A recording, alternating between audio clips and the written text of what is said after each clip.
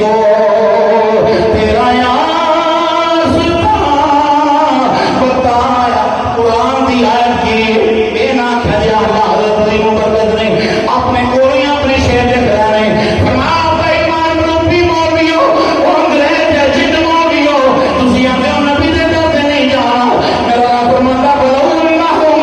इस्सामु अनफुसहुम जाऊका जो अपनी जाना दे जुल्म कर लो मेरे याद की बारगाह के अंदर आ जाया करो फस्तगफिरुल्लाह फिर मेरे को माफी मांगया करो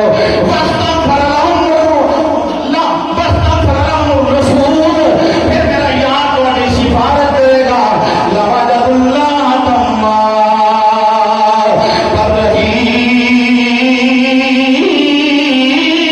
रहीमा तेरा तर्जुमा वही रब है जिसने तुझको पढ़ लो रब मदीने ले जावे वही रब है जिसने तुझको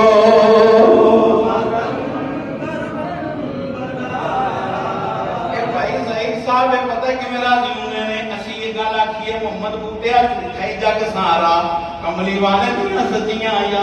सुभान अल्लाह इस गल दी सारे नु समझ आउंदी है पर इस गल नु भी समझो वही रब है जिसने तुझको अमातन करम